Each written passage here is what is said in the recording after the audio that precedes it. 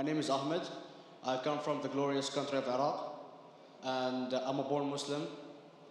My problem is that I practiced Islam when I was... Brother, first we'd request questions from the non-Muslims. Once all the questions from non-Muslims are over, inshallah we'll give you a chance. Yeah, but I'm telling my problem only. Okay. But you said you're Ahmed and you're a born Muslim. I am born Muslim. But now are you a Muslim or not? I'm agnostic. Oh, so now you have left the religion of Islam. Yeah, I'm confused. Okay, fine. If you have left the religion of Islam, you can ask the question, brother. Okay. So my question is, how come I don't have the faith that you and the other Muslims have and some of my friends, even though I practiced Islam a lot and I even did Umrah, but I still do most of the sins that are forbidden in Islam, and I sometimes am lazy to do the prayer and the other subjects we have to do in Islam. I have read many books and about other religions and conspiracy theories and documentaries and such. I even have seen your own videos in YouTube, and there are many questions that go around my head about Allah and the Messenger and Muslims in general. And basically the most important question is, you said in one of your debates or questions that Allah is the creator and He's uncreated. But I have realized, how can the uncreated exist? And if He exists, how can we notice Him? How can we see Him or hear Him or feel Him or know of His existence if He's uncreated in our own dimension or so? That's one of the questions. Brother Ahmed said that he is a born Muslim. He comes from Iraq. He read the Quran, he read the books, but he commits many sins. He believes maybe sometimes he's agnostic and he's lazy for praying. Brother, before I answer your main question, if you do sins and if you are lazy for praying, that does not make you a non-Muslim. As long as you believe that praying is fard, sometimes you miss, it's a sin. It's a major sin that you sometimes don't pray, but that doesn't make you a non-Muslim. If you say praying is not required, then you're doing kufr. But if sometimes you do sin, sometimes minor sin, sometimes major sin, it is haram, it's forbidden, but that does not throw you outside the fold of Islam. There are sometimes waswasa of the shaitan asking you, oh, you're a Muslim, but this is wrong in Islam, this is wrong, and it does deviate the person's mind. At that time, maybe your iman may be low, but these things should not make you consider that you are non-Muslim. Regarding a question that I mentioned in my speech, and you're right, that Almighty God is the creator, but He Himself is uncreated. You ask the question, how can the uncreated, how can we see the uncreated, and how it's possible? Allah subhanahu wa ta'ala is Khaliq, is the creator. And by definition, He's uncreated. Because normally people say that when they try and prove in logic that everything has a creator, who created this table, the carpenter, from where he got, from the tree, who created the tree, so it goes back to Allah. So when many of the people try to convince an atheist, they try and say that everything has a creator, and then they get trapped when the atheist asks him who created Allah.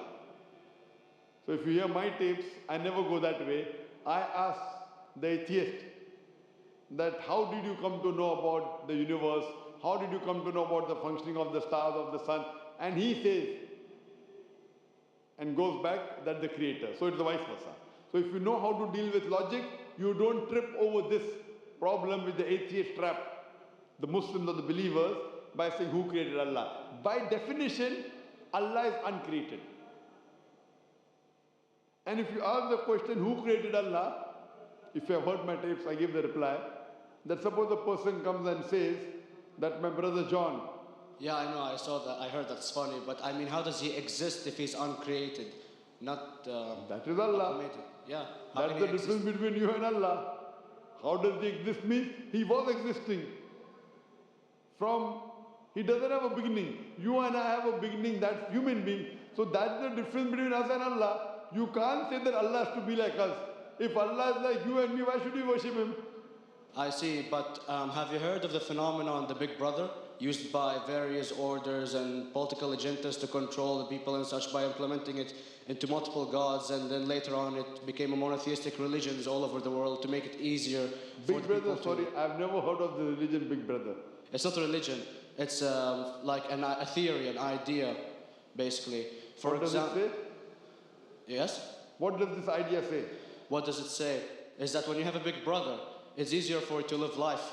When you have someone watching you the whole time, understanding you the whole time, protecting you the whole time, being with you the whole time, and you can't talk to him, although he never talks to you back, maybe in your dreams, due to your mind and such, it's easier for you to live. While a human who does not have a big brother and is not easily controlled into doing so and is having complete freedom is a danger for the major ruling powers and such. So what does this say? I don't understand. Big Brother may be there, Big Brother may not be there. What does it have to do with Islam and God?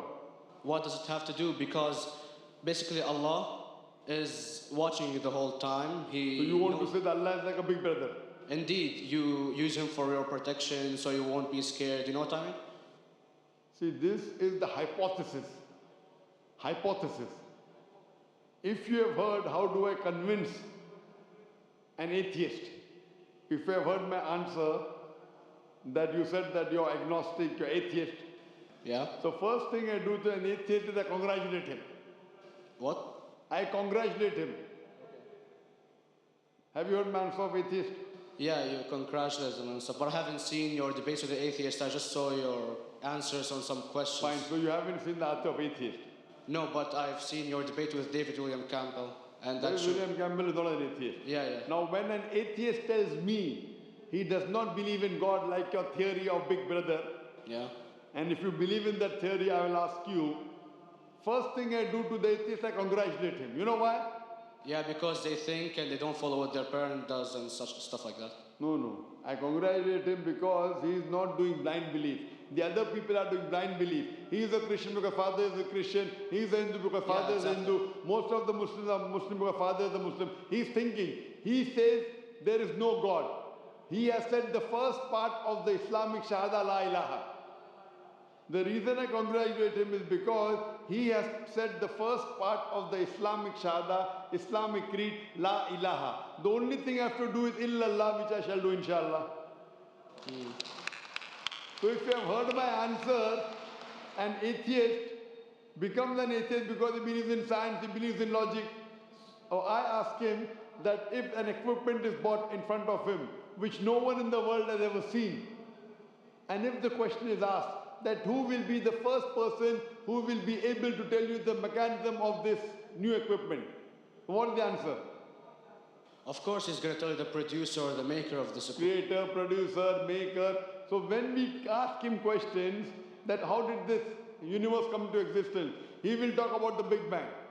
This what we're going to talk is already mentioned in the Quran 1400 years ago in Surah Anbiya chapter number 21 verse number 30. Avalam yaral lazina kafaru anna samawati wal arda kanat ratkum fataknahuma. Do not the unbelievers see that the heavens and the earth were joined together and we clove them asunder. This what you came to know 50 years back is mentioned in the Quran 1400 years ago. Who could have mentioned that? Well, in various civilizations in like 2000 or 5000 BC before Islam came or Christianity itself, there was various civilizations that are good in astronomy and they know more about our solar system than we do now, sadly. Brother, your knowledge of science is little, not in-depth. I do agree. There are certain things which were known as hypotheses. For example, we came to know, we were proved that the earth was spherical in 1577. I know that in 6th century BC, there were Pythagoreans who believed that the earth was spherical. But the same Pythagoreans who believed the earth was spherical also believed that the earth was the center of the universe, which is wrong. You show me one civilization which believes 100% what the Quran has mentioned. I challenge you. What you say, so do you mean to say there was a person who said, okay, this civilization, out of 100 things, these 2 things are right. Out of 100 things, these 5 things are right. Out of this 100, and picked and chose. Who can do that? No one besides the Creator.